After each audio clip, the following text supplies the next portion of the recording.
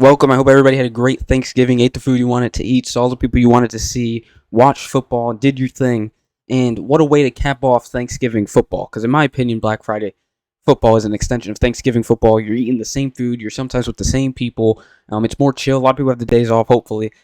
So what a way to cap off the little 2 days of what I consider Thanksgiving football. You got rivalry week. You got a Black Friday NFL game now. Underrated day of football. Thanksgiving gets all the love and all the credit, but Black Friday, underrated day of football. But you cap it off with Texas upsetting Texas A&M in Austin, 27-17. Arch. It's like we saw the development of Arch within one game, playing bad, being hesitant, not hitting throws, not hitting his targets, and then absolutely going insane, scrambling like he's a dual threat quarterback and being able to throw and make passes that are like, okay, this guy's legit. But Texas defeats number 3 Texas A&M. And now this causes the rumblings, causes the chaos, causes all the chatter on Twitter, all the arguing and debates. Should Texas get a CFP playoff spot? You know what I'm gonna do first is I'm gonna let Steve Sarkisian tell you why Texas should get a college football playoff at-large bid. What kind of statement do you think that made to the committee? Well, I think this. If you really look at the body of work and you look at the Southeastern Conference and what we have to go through every week, you look at the non-conference schedule we play to go to Ohio State in week 1 and lose by 7 when we outgained them by nearly 200 yards. We got a really good football team, and it would be a disservice to our sport if this team's not a playoff team when we went and scheduled that non-conference game. Because if we're a 10-2 team, it's not a question. But we were willing to go play that game. So is that what college football is about? Don't play anybody and just have a good record, or play the best and put the best teams in the playoff, and we're one of the best teams. Look, when I heard that, that's when I started to say, that's a solid argument. I think Texas has a shot. I think they should be in true consideration for this at-large bid. But then I took a second. I had to let go of some Thanksgiving manure, Thanksgiving rough on the stomach. I had to let go of that. Then I was sitting there thinking, left with my thoughts. I was like, Texas, they lost 3-point game against Kentucky. The same team that almost had to pull off a miracle to almost beat Mississippi State, who we just saw get dominated by Ole Miss. And then wait, didn't they lost to Florida? That's why they have 3 losses. So should they do that? Does that team right there deserve a CFB bid? And even if you said they did because of that resume, does that fit what the committee's been saying? Especially with the argument between Notre Dame and Miami, which I know because I'm a Miami fan.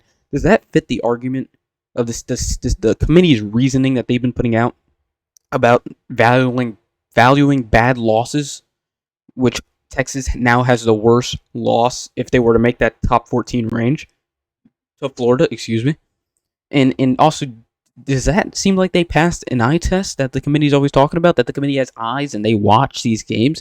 Did they pass an eye test when they have close games against Kentucky, when they barely beat Mississippi State, or when they lose flat out to Florida, who's terrible?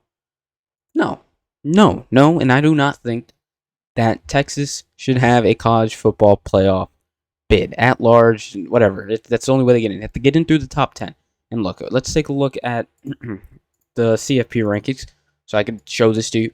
So we got Ohio number 1, 2, Indiana. They beat number 3 A&M. Now the interesting part with the A&M loss is where will A&M be ranked now? Or they probably won't get the bye because if Georgia wins the SEC championship, they'll get the bye. So are they still going to be in the top 4? Is Texas second jump? That's interesting, but whatever. So they beat number 3. They got 4 UGA, Texas Tech, 6 Oregon, 7 Ole Miss, 8 Oklahoma, 9, 10 Notre Dame, Bama, BYU, Miami. Basically, that's it. And then Michigan. I'll count Michigan. And I think Utah and Vandy are out. And then Texas, of course. So Texas, 3 losses. The first 4 teams out, the first 3 teams out, in my opinion, with the most consideration, is BYU, Miami, Michigan. So Texas with 3 losses. Let's say they all win. Miami, Michigan, BYU. Especially Miami and Michigan. Michigan gets the best win right there. Texas has the best win right now. But no matter what, Michigan gets the best win over number 1 Ohio State. So they should be in over Texas. That's the argument right there.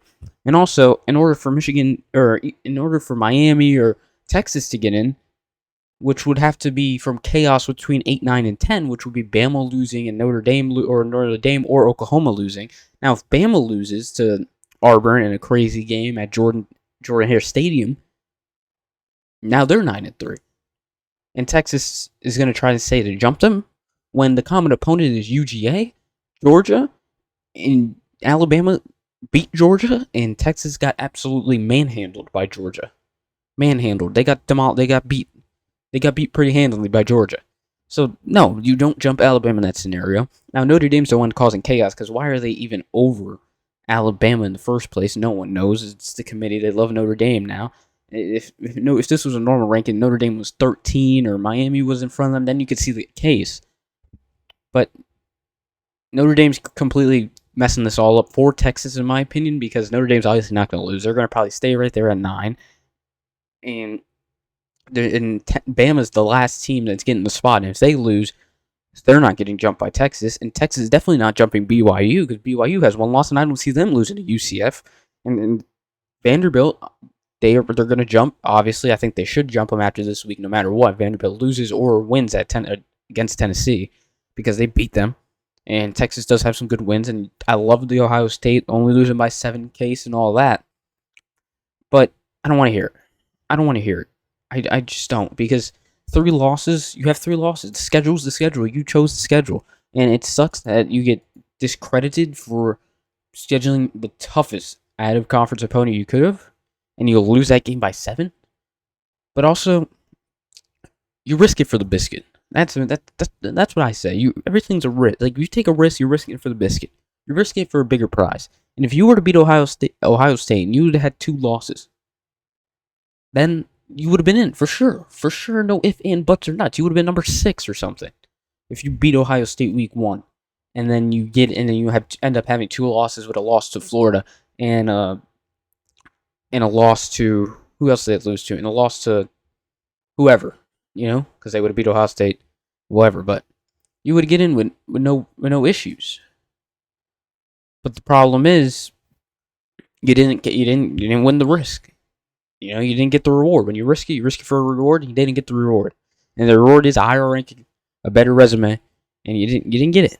You didn't get it. Now, the committee is going to look at the Florida loss because they love quality bad losses over quality wins. They're going to look at the Florida loss. They're going to compare it and be like, you lost to Florida, and even though you lost to Ohio State by 7, that Florida loss outweighs it. And even if you beat this team, even if you beat Oklahoma, that Florida loss, it's over.